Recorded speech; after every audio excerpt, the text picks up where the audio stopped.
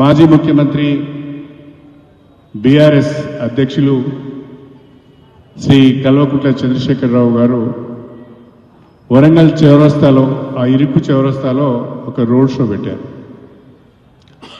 ఆ రోడ్ షోకు 6-7 మంది 8,000 మంది వచ్చినట్టున్నారు. జిల్లా వ్యాప్తంగా తరలించారు అన్ని నియోజకవర్గాల నుంచి. దానికే రెచ్చిపోయి మాట్లాడుతున్నారు. కడియం శ్రీహరిని టార్గెట్గా చేసి చంద్రశేఖరరావు గారు మాట్లాడుతున్నారు. కడియం శ్రీహరి మోసగాడు అని చెప్తున్నారు. తెలంగాణ ప్రజలను మోసం చేసింది కేసీఆర్. అసలు మోసగాడు కేసీఆర్. ప్రజలు ఆశీర్వదించి అధికారం ఇస్తే 10 ఏళ్ళు ముఖ్యమంత్రిగా ఉండి తెలంగాణ వనరులను దోచుకున్నది కేసీఆర్ కుటుంబం. కేసీఆర్ కుటుంబానికి సంబంధించిన ప్రతి ఒక్కరిపైన ఈరోజు అవినీతి ఆరోపణలు ఉన్నాయి, భూ కబ్జాలకు సంబంధించిన కేసులున్నాయి, ఫోన్ ట్యాపింగ్కి సంబంధించిన ఆరోపణలు ఉన్నాయి. ప్రజాస్వామ్యబద్ధంగా నడపవలసిన ప్రభుత్వాన్ని గుప్పిట్లో పెట్టుకొని మొత్తం అధికారాన్ని కేంద్రీకృతం చేసి ఎవరికి ఏ రకమైన భాగస్వామ్యం లేకుండా ఒంటెత్తు పోకడులతో తెలంగాణను ఆగం పట్టించింది కేసీఆర్. వరంగల్ జిల్లాను 6 ముక్కలు చేసింది కేసీఆర్. ఏ ముఖం పెట్టుకొని వరంగల్కి వచ్చావు నువ్వు? మా కాకతీయులు మాకిచ్చిన వారసత్వ సంపదను ముక్కలు ముక్కలు చేసినావు. మేము గొప్పగా కాకతీయుల వారసులమని చెప్పుకునేది, మేము గొప్పగా మాది ఓరుగల్లు అని చెప్పుకునేది, పోరుగల్లు అని చెప్పుకునేది. ఇవాళ ఏ జిల్లా అని చెప్పుకోవాలో అర్థం కావడం లేదు. నేను పుట్టింది ప్రస్తుతం ఉన్న వరంగల్ జిల్లాలో, చదువుకున్నది హన్మకొండ జిల్లాలో, ఉద్యోగం చేసింది జనగామ జిల్లాలో. ఇప్పుడు నేను ఏ జిల్లా అని చెప్పుకోవాలో నాకే అర్థమవుతలేదు. నా నియోజకవర్గం ఇప్పుడున్నది జనగామ జిల్లా. ఈ దుస్థితికి కారణం ఎవరు? ఎవరు అడిగారని వరంగల్ జిల్లాను మీరు 6 ముక్కలు చేశారు. ఇవాళ దయనీయమైన పరిస్థితిలో జిల్లాను ఆగం చేసింది మీరు. అన్ని రకాలైన అవినీతికి కారకులు మీరు. 3 నెలల్లో ఏదో అద్భుతం జరగబోతుంది అని చెప్తున్నారు బీఆర్ఎస్ వాళ్ళు. ఎస్, 3 నెలల్లో అద్భుతం జరగబోతున్నది. రాష్ట్రంలో 17 లోక్సభ స్థానాలకు ఎన్నికలు జరుగుతున్నాయి. ఏ ఒక్క లోకసభ స్థానంలో కూడా బీఆర్ఎస్ పార్టీ గెలవడం లేదు. 3 నెలల తర్వాత బీఆర్ఎస్ మూతబడబోతున్నది. అదే అద్భుతం అని చెప్పి ఈ సందర్భంగా తెలియజేస్తుంది. చివరికి మెదక్లో కూడా గెలిచే పరిస్థితి లేదు. ఓటింగ్ శాతము 20% పడిపోయింది బీఆర్ఎస్ది. బీజేపీది 25 నుంచి 30% వస్తే బీఆర్ఎస్ది 30% నుంచి 20% పడిపోయింది.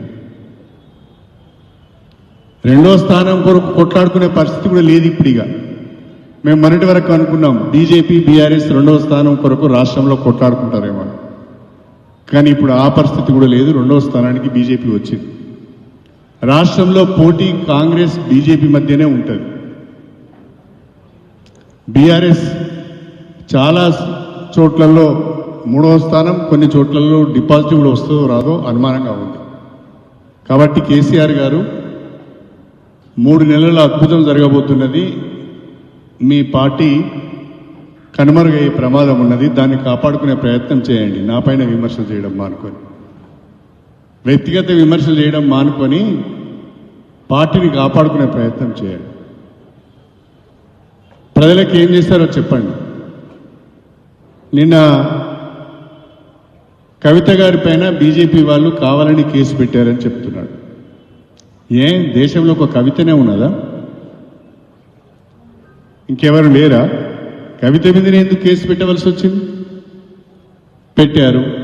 నిజంగా మీరు నిర్దోషులైతే, నిజంగా మీకు వ్యతిరేకంగా ఏ రకమైన ఎవిడెన్స్ లేకపోతే ఇన్ని రోజులుగా కోర్టులు మీకు ఎందుకు బెయిల్ ఇవ్వడం లేదు? ఖచ్చితమైన సమాచారము లిక్కర్ స్కామ్లో కవితకు వ్యతిరేకంగా ఉంది కాబట్టే ఆమెను అరెస్ట్ చేసి తిహార్ జైల్లో పెట్టారు.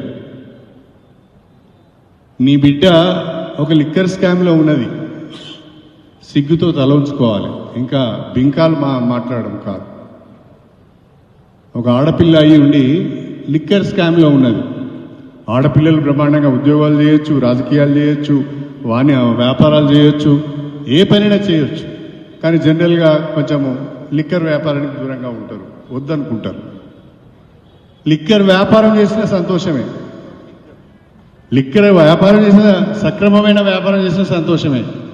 కానీ దానికి అనేక రకాలైన గూడు పుట్టాలని చేసి అక్రమంగా ఏ రకంగా వసూలు చేయాలో వాళ్ళకు ఈమె మార్గదర్శకం చేసి వీరి సలహాల మేరకు వాళ్ళు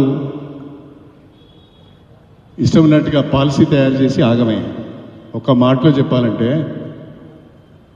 కవిత వలన కేజ్రీవాల్ ఆగమైపోయాడు, కవిత వలన కేజ్రీవాల్ కూడా జైలుకు పోయాడు.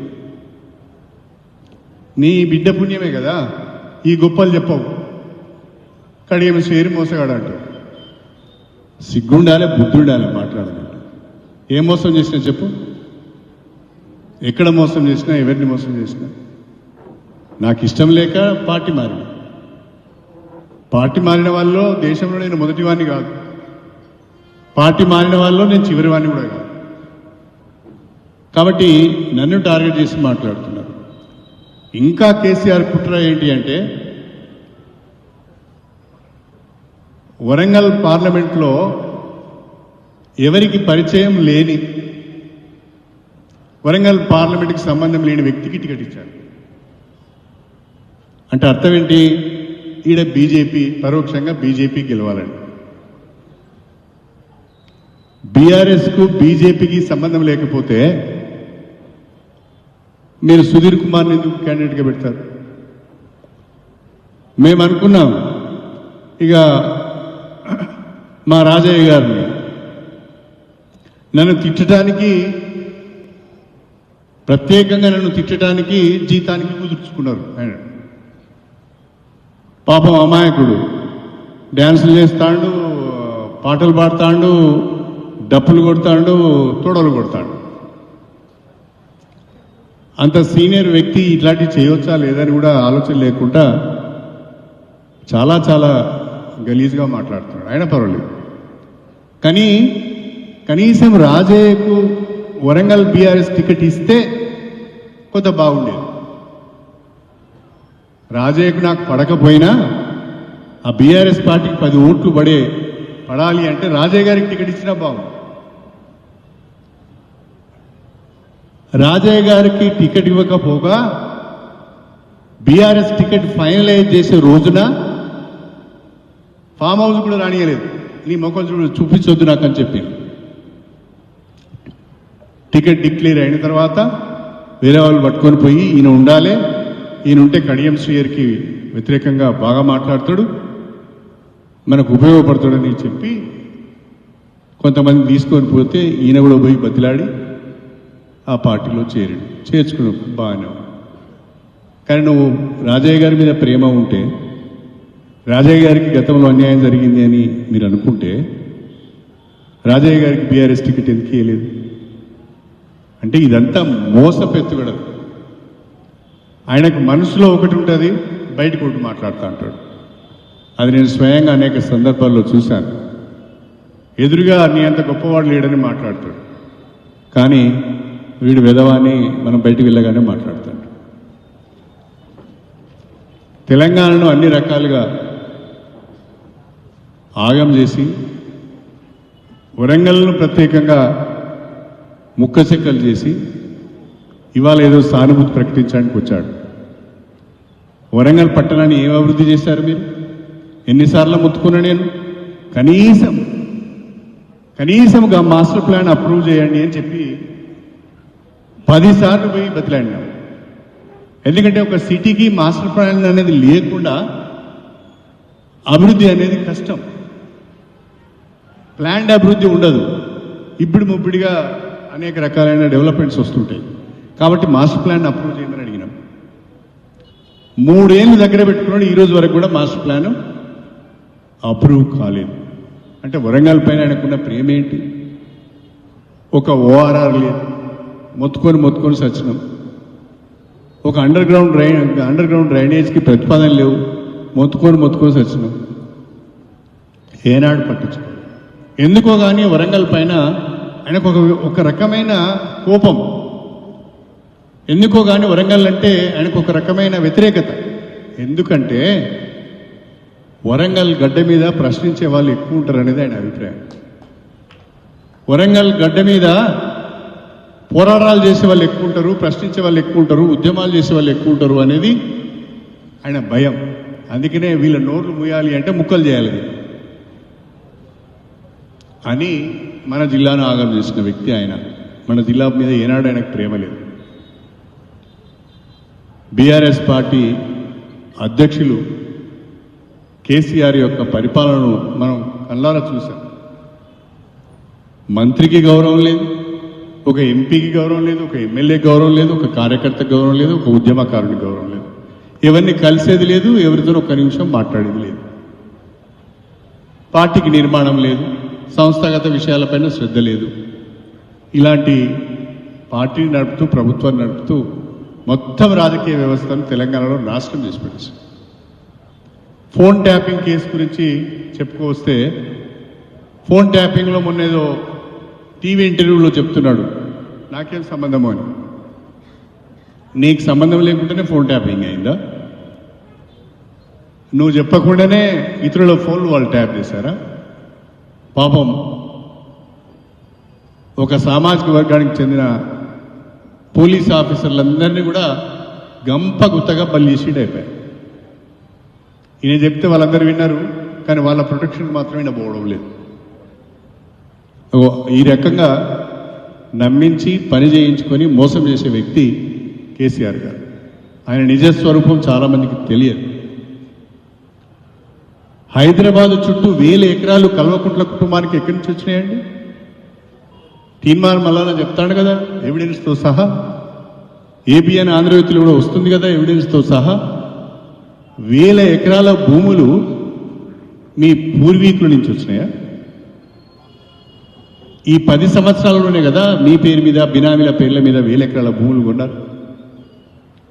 అరూరు రమేష్ గారికి వరంగల్ చుట్టూ 100 ఎకరాల భూములు ఎక్కించి వచ్చినాయండి. ఏం చేస్తే 100 ఎకరాల భూములు కొనొచ్చండి? ఎట్లయితే 100 ఎకరాల భూములు కొనొచ్చు ఆయన అఫిడవిట్లో పెట్టాడు.